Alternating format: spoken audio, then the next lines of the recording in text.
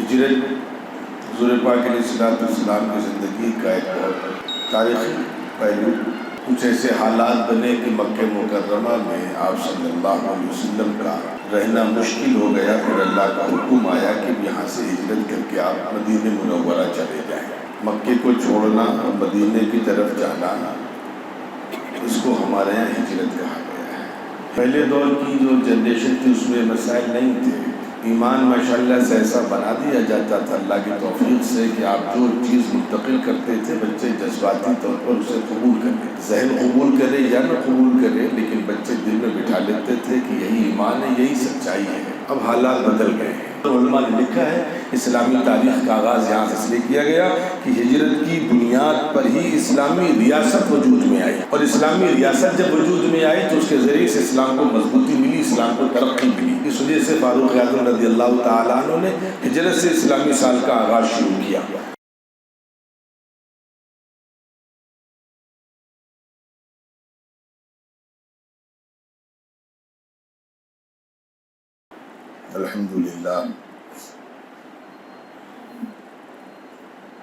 الحمدللہ رب العالمین، والصلاة والسلام علی سید المرسلین محمد وآلہ وصحبہ اجمعین ومن تبعهم بإحسان إلی یوم الدین.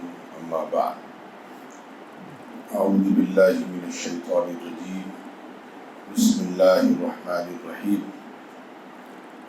وَإِذْ يَمْكُرُ بِكَ الَّذِينَ كَفَرُوا لِيُثْبِتُوكَ أَوْ يَقْتُلُوكَ أَوْ يُخْرِجُوكَ وَيَمْكُرُونَ وَيَمْكُرُ اللَّهُ وَاللَّهُ خَيْرُ الْمَاكِرِينَ.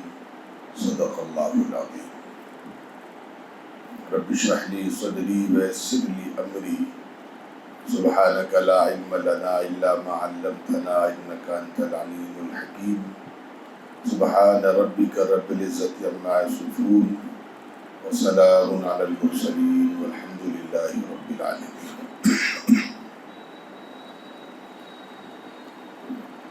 قابل احترام بزرگوں اور میرے عزیز دوستوں، کئی ہفتوں سے ایک مسئلہ بار بار تذکرتاً آپ کی خدمت میں رکھتا ہوں اور اس پر بات نہیں کر پاتا کیونکہ دوسرے مسائل اور دوسرے مضامین کچھ زیادہ ضروری ہو جاتے تھے. اس لیے میں نے سوچا کہ اس مضمون کو آج اللہ کا نام لے کر کے مکمل کر دیا جائے. حضور پاک علیہ الصلوۃ والسلام کی زندگی کا ایک بہت تاریخی مرحلہ، تاریخی کئی اعتبار سے، بلکہ اس وقت صرف اس اعتبار سے کہ اس سے ہماری تاریخ وابستہ ہے، اسلامی سال کا نظام اس سے وابستہ ہے. اس کو ہجرت کہتے ہیں. ہماری جو اس وقت کی جنریشن ہے، نئی نسل ہے، ضرورت اس بات کی ہے کہ یہ جو حضور صلی اللہ علیہ وسلم کی زندگی ہے اس کے مختلف گوشے ہیں، کسی بھی طریقے سے نئی نسل کے سامنے چیزیں آ جائیں، تاکہ جب حضور کی زندگی ہمارے سامنے ہوتی ہے تو اس سے بڑی طاقت ملتی ہے، اس سے بڑا سکون ملتا ہے، اعتماد میں اضافہ ہوتا ہے، ایمان مضبوط ہوتا ہے. ہجرت حضور پاک علیہ السلام کی زندگی کا ایک بہت تاریخی پہلو.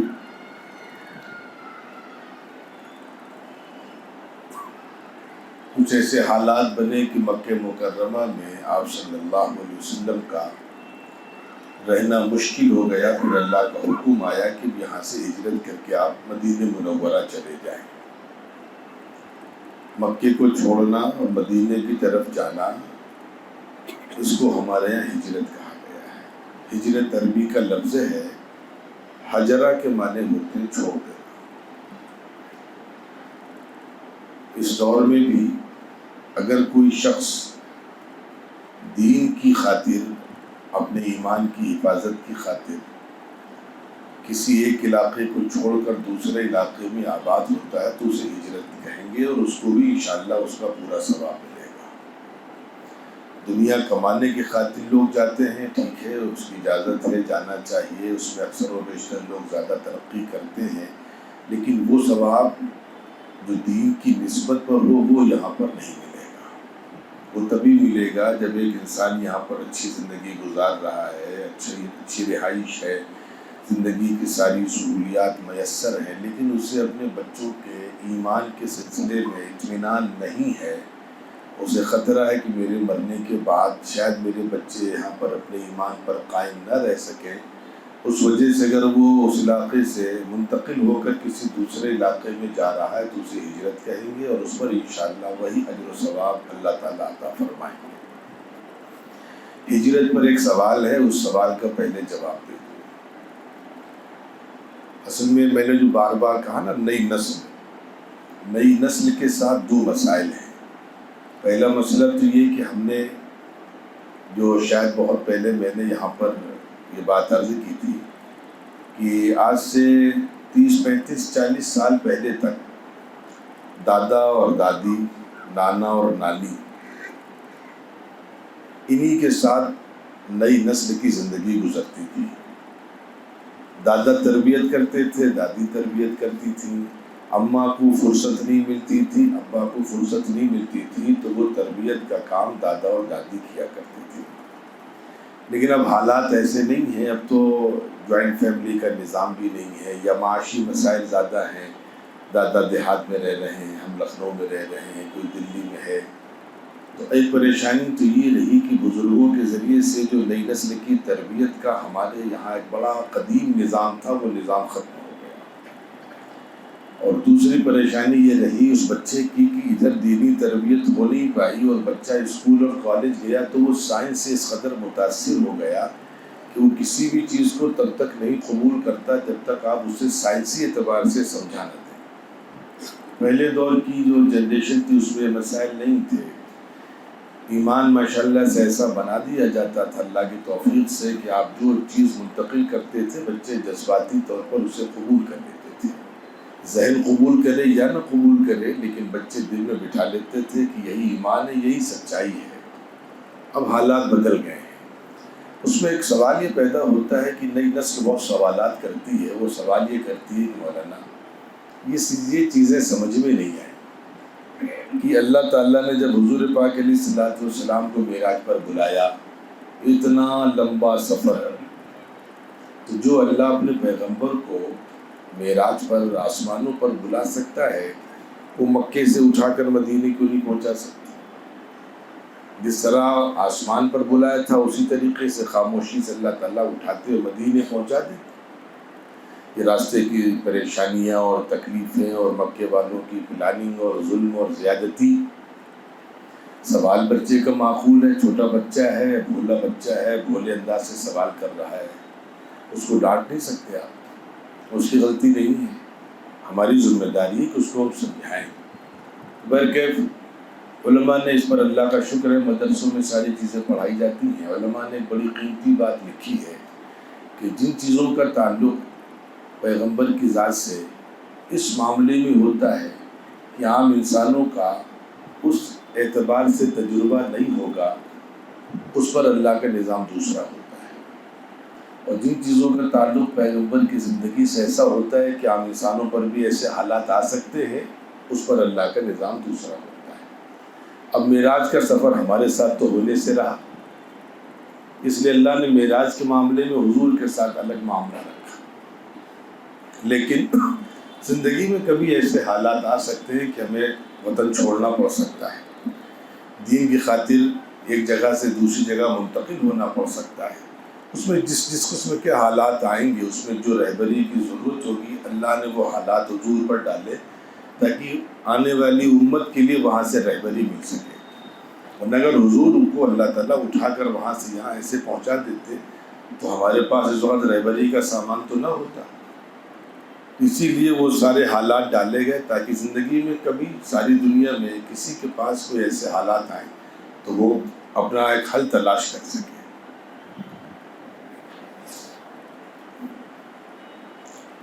چنانچہ یہ تو ان بچے بھولے بھالے بچوں کا ایک ذرا سا مختصر سا جواب۔ خیر، اب پہلا مسئلہ تو ہم یہ سمجھیں کہ حضور پاک علیہ الصلوۃ والسلام نے ہجرت کیوں فرمائی؟ مکہ مکرمہ میں ہی آباد رہتے۔ دو تین چیزیں ذہن میں رہیں تو یہ چیز سمجھ میں انشاءاللہ آ جائے گی، اور اس سے ہمیں آگے اپنی زندگی میں لائحہ عمل اور ایک نظام طے کرنے میں انشاءاللہ مدد ملے گی۔ مکی زندگی میں جب تک دو لوگ زندہ تھے، ایک حضرت ابو طالب اور ایک اماں خدیجہ رضی اللہ تعالی عنہا۔ پہلے دادا زندہ تھے عبد المطلب، وہ چلے گئے، پھر برکے باپ کی کفالت ابو طالب کے پاس آئی۔ میں بہت شارٹ کر کے کہہ رہا ہوں، 1 2 3 کر کے، تاکہ بات مختصراً مکمل ہو جائے۔ ابو طالب کا انتقال ہو گیا، اور جس سال ابو طالب کا انتقال ہوا اسی سال اماں خدیجہ رضی اللہ تعالی عنہ کا بھی انتقال ہو گیا۔ اب یہ ظاہری طور پر جب تک یہ دو لوگ تھے تو یہ دونوں بہت مضبوط تھے۔ ابو طالب قوم کے سردار تھے، بغیر سردار کے فیصلے کے کوئی آپ کا اقدام کر نہیں سکتے۔ ابو طالب کے انتقال کے بعد سرداری منتقل ہو گئی ابو جہل یا ابو لہب کی طرف۔ وہ تو سخت دشمن تھے حضور پاک علیہ الصلوۃ والسلام کے، ان سے کسی خیر کی امید کرنا نادانی تھی۔ ایک چیز، اماں خدیجہ رضی اللہ تعالی عنہ کا بھی خاندان بہت مضبوط تھا۔ ان کی زندگی میں، ان دونوں کی زندگی میں حضور کے ساتھ ابھی تک زبان سے کچھ کہو، جملے کسو، ان کو جادوگر کہو، ان کو نجومی کہو، وہ سب ٹھیک ہے، لیکن جسمانی طور پر کسی کی ہمت نہیں تھی کہ کوئی بڑا قدم اٹھا لے۔ یہ دو سہارے تھے اسباب کی حد تک، لیکن دونوں کا انتقال ہو گیا تو اب لوگوں کے ان کی ہمتیں بڑھ گئیں۔ چنانچہ حضور پاک علیہ الصلوۃ والسلام نے بہت سے صحابہ کو حبشہ کی طرف بھیج دیا کہ تم وہاں چلے جاؤ، شاید وہاں کوئی سکون کی زندگی گزر جائے۔ ادھر ابھی دشمنی تو تھی ان لوگوں کی، لیکن یہ لوگ سوچ رہے تھے کہ چند لوگ ہیں، ٹھیک ہے، چلو انہیں آگے نہیں بڑھنے دینا ہے، بس یہ چند لوگ ہیں، بس جیسے جیسے آگے بات بڑھے گی ان کو دبا کر ختم کر دیں گے۔ لیکن ادھر ہوا کیا کہ حضور پاک علیہ الصلوۃ والسلام کو ایک نظام بنانا تھا۔ طائف کا سفر کیا، طائف کے لوگوں نے فوری طور پر قبول نہیں کیا، آپ کے ساتھ زیادتی کی۔ ایک نئی قیام کی تلاش میں آپ تشریف لے گئے، لیکن وہاں کامیابی نہیں ملی، واپس آئے۔ خیر، میں بہت مختصر کر کے کہہ رہا ہوں، طائف کے سفر سے جب واپسی ہوئی تو آپ کا دل بہت ٹوٹا ہوا تھا۔ اللہ رب العزت نے اس موقع پر حضور پاک علیہ الصلوۃ والسلام کو معراج کا سفر کرایا۔ معراج کا سفر ان حالات میں اس لیے کرایا گیا تاکہ آپ کا ایمان اور مضبوط ہو جائے۔ جنت تو ابھی تک دیکھی نہیں تھی، جنت دیکھی، جہنم خالی سنی تھی، اب دیکھ کر کے آئے۔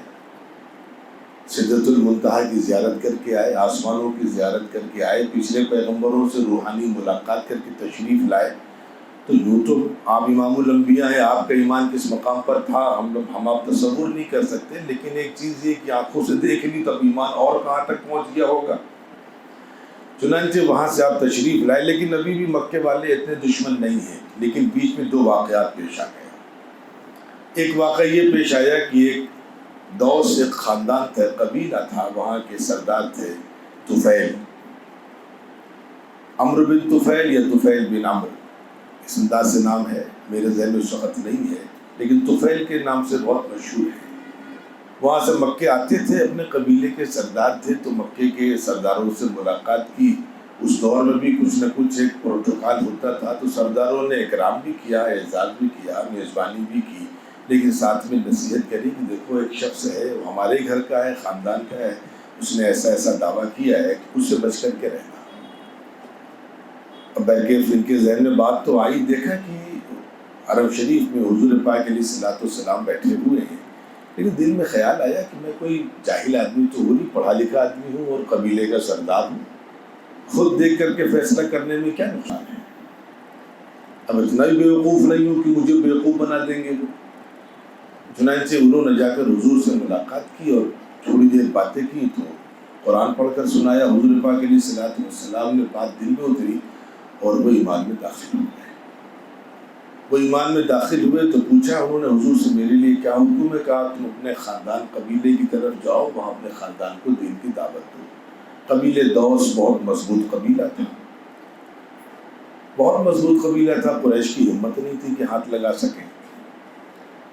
تو خیر قریش کو اطلاع تو ہو گئی کہ یہ مسلمان ہو گئے، لیکن قریش خاموش رہے، کچھ بول نہیں سکے، بہت طاقتور قبیلہ تھا۔ خیر اپنے قبیلے میں گئے، پہلے خاندان کو، گھر کو، بچوں کو جمع کیا، ان کے سامنے بات رکھی کہ بھائی صاف صاف بات، میں ایمان لے آیا، میں حضور کا غلام ہوں اور آج سے میرا ایمان یہ ہے۔ میں نے کہا تم کو بتلا دوں، اللہ تعالیٰ کا عجب نظام تھا کہ صرف ان کی اس دعوت پر پہلے گھر کے لوگ اسلام میں داخل ہوئے، بعد میں پورا قبیلہ اسلام میں داخل ہو گیا۔ اب اسلام میں ابھی تک تو ان کو زیادہ پریشانی اس لیے نہیں تھی کہ چند لوگ ہیں، ٹھیک ہے، سرفرے قسم کے، دیوانے قسم کے، مجنون قسم کے، لیکن ایک پورا قبیلہ اسلام میں داخل ہو گیا۔ اب ان کی تشویش بڑھنے لگی۔ ادھر اتفاقاً یہ ہوا کہ حضور پاک علیہ الصلوۃ والسلام ایام حج میں دنیا جہان کے جو قبیلے آتے تھے خاموشی سے ان سے ملاقاتیں کرتے تھے، مدینے کے لوگ بھی جاتے تھے، ان سے بھی چھو کر کے خاموشی سے ملاقاتیں کرتے تھے، ان کو دین کی دعوت دیتے تھے۔ پہلی ملاقات میں غالباً 6 لوگ اسلام میں داخل ہوئے۔ اگلے سال ایام حج میں وہاں سے وہ لوگ محنت کر کے قریب 72 لوگوں کو لے کر کے آئے، اور سب حضور پاک علیہ ایمان میں لے کر کے آئے، حضور پاک علیہ الصلوۃ والسلام سے ملاقات ہوئی، بیعت کی۔ اب مکے کے لوگ پریشان، خبر مکے والوں تک پہنچ گئی کہ یہ تو بڑا مسئلہ ہو رہا ہے، ہم سمجھ رہے تھے کہ یہی محدود ہیں، ان کی طاقت بڑھتی جا رہی ہے، پورا مدینہ اسلام میں داخل ہو گیا ہے اور یہ پورا قبیلہ دوس اسلام میں داخل ہو گیا ہے۔ اب اگر ان کو ٹھیک سے کنٹرول نہیں کیا گیا، ان کا کوئی کام نہیں بنایا گیا، ان کو یوں کہ یہ ٹھکانے نہیں لگایا گیا تو ہمارے لیے تو مصیبت ہو جائے گی۔ چنانچہ انہوں نے ایک مشورہ کیا، اس مشورے میں شیطان بھی آیا، ابلیس بھی اس مشورے میں آیا، انسانی شکل میں آیا، اور شیخ نجدی اس نے کہا، لوگوں نے کہا بھائی آپ کون ہیں؟ اس لیے کہ اس میں بڑی شرطیں تھیں، فلاں فلاں قبیلے کے لوگوں کو نہ بلایا جائے، جن قبیلوں کا، جن خاندانوں کا دوس سے تعلق ہے ان کو بھی نہ بلایا جائے، جن کا کوئی کاروباری نظام مدینے والوں سے ان کو بھی اس میٹنگ میں نہ بلایا جائے اور نہ بات پہنچ جائے گی۔ تو ایک نیا آدمی دروازے پر کھڑا ہے، بڑا لہیم شیم، پوچھا بھائی آپ کون ہیں؟ تو ہم تو نجد سے میرا آنا ہوا ہے۔ تو سمجھے کہ چلو بھائی آدمی بہت دور کا ہے، نجد کا علاقہ بڑا مضبوط علاقہ تھا، مکے کے لوگوں نے اس کو میٹنگ میں شامل اس وجہ سے کر لیا کہ اگر یہ قبیلہ ہمارے ساتھ ہو گیا تو یہ بڑا جنگجو قبیلہ ہے، پھر ان سے نپٹنے میں آسانی رہے گی۔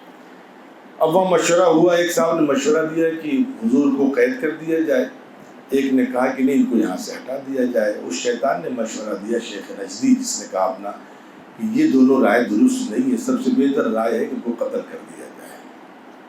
چنانچہ قتل پر فیصلہ ہوا اور وہاں سے نظام بنا۔ اب جب قتل پر فیصلہ ہوا تو اللہ کی طرف سے مدد آئی کہ آپ یہاں سے ہجرت کر جائیے، چونکہ آج جس قسم سے ملک میں حالات ہیں، ہریانہ میں کہا گیا کہ مسلمانوں کو کوئی نوکری پر نہیں رکھے گا، جو رکھے گا اس کا بائیکاٹ کیا جائے گا۔ اتراکھنڈ میں اس سے پہلے باضابطہ اناؤنسمنٹ کیا گیا کہ آپ لوگ یہ شہر، یہ علاقہ دیوبھومی چھوڑ کر کے چلے جائیں۔ ان حالات میں ہم کیا کریں؟ تو وہ زندگی حضور پر بھی آئی تاکہ ہمیں کوئی تکلیف نہ ہو، ہم سوچیں رے جب اللہ کے رسول پر یہ حالات ہے تو ہماری کیا حیثیت ہے۔ تو جب انہوں نے دین کے لیے ہجرت کی اور ہجرت کے بعد کیسے اللہ نے ترقی دی، تو پھر ہم کو بھی ہجرت کرنا آسان ہو جائے گا۔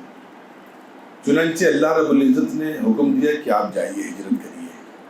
میں بہت مختصر کر کے باتیں کر رہا ہوں۔ ادھر مکے کے لوگوں نے طے کیا کہ تقریباً 60 قبیلے، جو 60 گھرانے، ہر گھر کا ایک نوجوان ہو، اور وہ صبح ان کے گھر کے دروازے پر چوکیداری کرے، جیسے ہی صبح یہ نکلیں گے ان کو ایک ساتھ تلوار مار کر قتل کیا جائے تاکہ یہ کسی سے بدلہ نہ لے سکیں۔ اور بالآخر وہاں ایک نظام سعودی عرب میں، اس حجاز میں، اس علاقے میں پہلے سے تھا، اگر آپ نے کسی کو قتل کیا ہے تو یا تو اس کو قتل کیا جائے گا یا اس سے حدیث تاوان لے لیا جائے گا، تو سب لوگ مل کے تاوان دے دیں گے۔ حضور پاک علیہ الصلوۃ والسلام نے اس موقع پر حضرت علی رضی اللہ تعالیٰ عنہ کو ارشاد فرمایا کہ تم میرے بستر پر سو جاؤ۔ اب برکت بات بہت لمبی ہے کیونکہ قدم قدم پر اس میں ہمارے لیے نصیحتیں پوشیدہ ہیں، اور آپ بستر پر نہیں سوئے، حضرت علی رضی اللہ تعالیٰ نے بستر پر سلایا اور فرمایا کہ دیکھو ہم تو رات کو نکل جائیں گے، تم ایک کام کرنا کہ یہ امانتیں ہیں مکے کے لوگوں کی، اور یہ امانتیں میرے جانے کے بعد فلاں فلاں فلاں فلاں کو پہنچا دینا۔ اب یہاں بیچ میں تھوڑی دیر اگر ہم غور سے سوچیں کیا ہمارا آج یہ کردار ہے سماج میں؟ دشمن حضور کے پاس امانتیں رکھوا رہا ہے، ہمارا سگا بھائی ہمارے پاس امانت نہیں رکھواتا، ہماری بہن ہم پر بھروسہ نہیں کرتی، وہاں دشمنی سخت ہے۔ دشمنی کس درجے کی آپ سمجھ لیجیے، لیکن لوگ اپنی امانتیں حضور کے پاس رکھوا رہے ہیں۔ خیر، حضور پاک علیہ الصلوۃ والسلام اس موقع پر اگر ہمارا ایمان ہے تو ڈرنا نہیں چاہیے۔ لوگ ڈر کے کہتے ہیں کیا ہوگا مسلمانوں کا، کیا ہوگا، جو اللہ نے لکھا وہی ہوگا۔ اور میں پچھلے ہفتے یا اس سے پہلے بتا چکا ہوں کہ 200 سال سے جس اللہ نے ہماری حفاظت کی وہی اللہ پھر ہماری حفاظت کرے گا۔ کچھ یاد بھی ہے تجھ کو کب کب تجھے سنبھالا، کن کن مصیبتوں سے آخر بچا بچا کر۔ ہوگا کیا بھائی، جو اللہ چاہیں گے وہی ہوگا۔ چنانچہ حضور پاک اب دیکھیے ہمیں نظام، یہاں پر اسلام سسٹم کا نام ہے۔ خیر وہ لوگ صبح گھر پر حملہ کرتے ہیں تو حضور پاک علیہ الصلوۃ والسلام تو ہے نہیں وہاں پر، حضرت علی رضی اللہ تعالیٰ عنہ ملتے ہیں۔ ادھر حضور پاک علیہ الصلوۃ والسلام نے نظام بنایا کیسا؟ صدیق اکبر رضی اللہ تعالیٰ عنہ سے بات ہوئی کہ ساتھ میں چلنا ہے، اور طے کر لیا کہ ایسے ایسے چلنا ہے، رات کے اس پہر پر نکلنا ہے، تم گھر سے نکلو گے، میں اپنے یہاں سے نکلوں گا، فلاں جگہ ملاقات ہوگی۔ اب مکے کے لوگ تو بہت پہچانتے تھے نشان کو بہت تیزی سے، لیکن حضور نے نظام بنایا۔ اسی لیے آپ حضرات سے بار بار میں کہہ رہا ہوں کہ ابھی سے اللہ سے دعا کریں، اللہ نہ کرے کبھی ایسے حالات یہاں پر آئیں، آپ ان علاقوں میں منتقل ہونے کی فکر ابھی سے کریں جہاں ایمان محفوظ رہے۔ حضور پاک علیہ الصلوۃ والسلام نے صدیق اکبر رضی اللہ تعالیٰ نے فرمایا کہ دیکھو ہم تم چلیں گے، ہم تھوڑا سا آگے رہیں گے، تم تھوڑا سا پیچھے رہنا، تاکہ اگر کوئی حملہ کرے تو دونوں ایک ساتھ زد میں نہ آئیں۔ یہ پیغمبر جو آسمانوں کے سفر پر گیا ہے، یہاں بالکل ایک انسان کی طرح کیسے پلاننگ کر کے چل رہا ہے۔ اور اس کے بعد صدیق اکبر کے غلام تھے، حضور نے فرمایا کام کرنا، اپنے غلام سے بولو اس راستے سے ہم لوگ جائیں گے۔ اس سے بولنا ایک کام کرے گا کہ ہم لوگ جب چلے جائیں گے تو تھوڑی دیر کے بعد وہ اپنے جانوروں کے ریوڑ کو اسی راستے سے گزار کر کے لے جائے گا۔ اس میں کیا مصلحت تھی؟ مکے کے لوگ نشان قدم کو بہت تیزی سے پہچانتے تھے، تو آپ نے فرمایا کہ جب بکریاں اور بھیڑ اور جانور اس راستے سے چلیں گے تمہارے نشان قدم مٹ جائیں گے۔ پھر حضور پاک علیہ الصلوۃ والسلام نے فرمایا صدیق اکبر رضی اللہ تعالیٰ عنہ سے ایک کام کرو صدیق، کہ ذرا کچھ ٹیڑھا ہو کر کے چلو، پنجوں کے بل چلو، پورے پیر مت رکھو، تاکہ بعد میں بھی اگر کوئی یہاں تک پہنچ جائے تو پہچان نہ سکے ہم کدھر گئے ہیں۔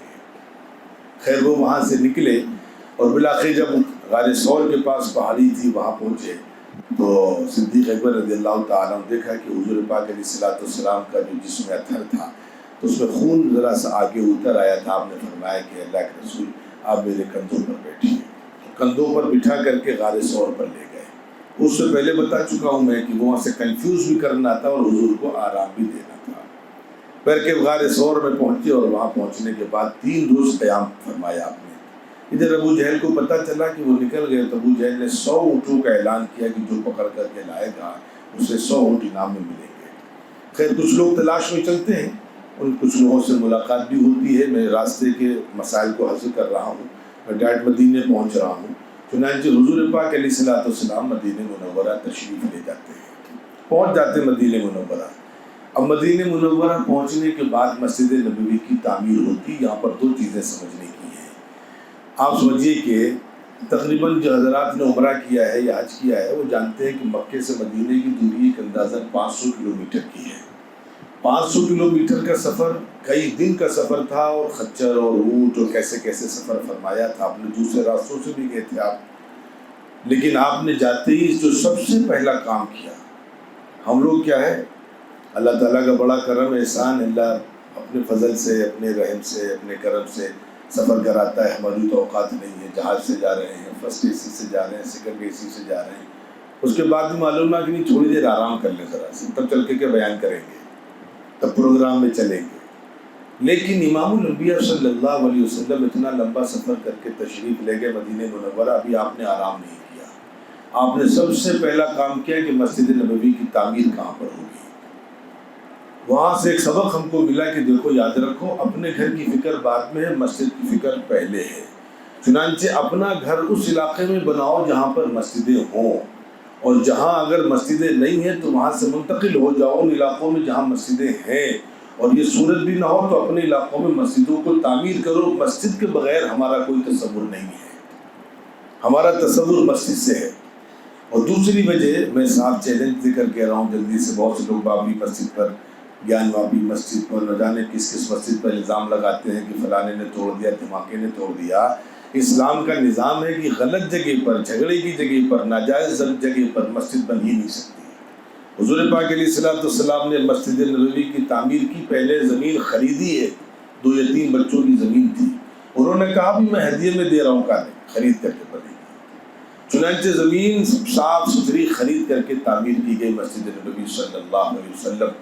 تیسرا ایک پیغام دے رہا ہوں آپ لوگوں کو، یہاں پر علماء نے بڑی قیمتی بات لکھی کہ جو لوگ کبھی کسی مقدس کام کے لیے، دکان کی افتتاح کے لیے، مکان کی خیر و برکت کے لیے ہم مولویوں کو محبت میں بلا لیتے ہیں، وہ مولوی سے نہیں، ان سے دین سے محبت عقیدت ہے۔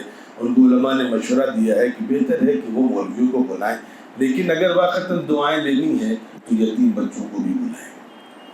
دکان مکان کے افتتاح میں خیر و برکت اگر چاہیے تو یتیم بچوں کو ضرور بلائیے اس محفل میں، انشاءاللہ ان کی شمولیت ہی خیر و برکت کا ذریعہ بنے گی۔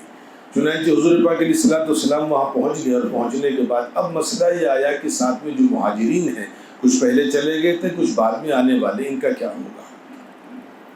چنانچہ وہاں پر جو قبیلہ آباد تھا انہوں نے مدد کی، اور مہاجرین کی ایسی مدد کی کہ باغ آپس بانٹ لیے، بیویاں بانٹ لی، کاروبار بانٹ لیا۔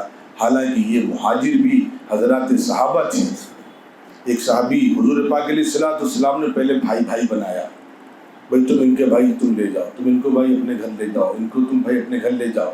بھائی کا مطلب ان کی غذا، کھانا پینا، رہائش، ساری ذمہ داری تمہاری ہے۔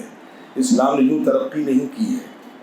چنانچہ اس موقع پر بعض صحابہ کی طرف سے ایسا مثالی کردار بھی دیکھنے کو ملا کہ کسی انصاری صحابی نے کہا کہ بھئی میرے 2 باغ ہیں، جو آپ کو پسند ہو آپ لے لیجئے، میرے 2 کنویں جو آپ کو پسند ہو آپ لے لیجئے، باقی میں لے لوں گا۔ انہوں نے کہا کہ نہیں، میں تو تاجر ہوں، آپ کا بڑا احسان ہے کہ آپ نے بھائی بنایا ہے، مجھے منڈی کہاں لگتی ہے، تجارت کہاں ہوتی ہے، کاروبار لوگ کہاں کرتے ہیں، مجھے خالی اس کا پتہ بتا دیجئے۔ اور وہاں جا کر کے ان لوگوں نے تجارت شروع کری۔ اس طریقے سے اللہ کا شکر ہے کہ بے پناہ ترقی ہوئی۔ یہ ہجرت کا ایک مختصر سا میں نے واقعہ رکھا۔ اب یہاں سے جلدی سے بتلا دوں ایک چیز کہ یہاں سے اسلامی تاریخ کا آغاز کیوں کیا گیا، اس پر علماء نے لکھا ہے اسلامی تاریخ کا آغاز یہاں سے اس لیے کیا گیا کہ ہجرت کی بنیاد پر ہی اسلامی ریاست وجود میں آئی، اور اسلامی ریاست جب وجود میں آئی تو اس کے ذریعے سے اسلام کو مضبوطی ملی، اسلام کو ترقی ملی۔ اس وجہ سے فاروق اعظم رضی اللہ تعالیٰ عنہ نے ہجرت سے اسلامی سال کا آغاز شروع کیا۔ دوسری بات بتلا دوں جلدی سے، میں اور آپ سے کہہ رہا ہوں سب سے پوری ایمانداری سے، آج بھی ہم اتنے مضبوط ہیں، اللہ کا شکر احسان ہے، پیسے کے اعتبار سے، عہدے کے، ہر مسلمان اگر یہ چاہ لے، ہر مسلمان جو پیسے والا ہے، عہدے والا ہے، علم والا ہے، قلم والا ہے، کہ نہیں ہم اپنی ذات سے کسی ایک مسلمان کو مضبوط کریں گے، ہے اس لائق، اللہ کا شکر ہم اس لائق ہیں۔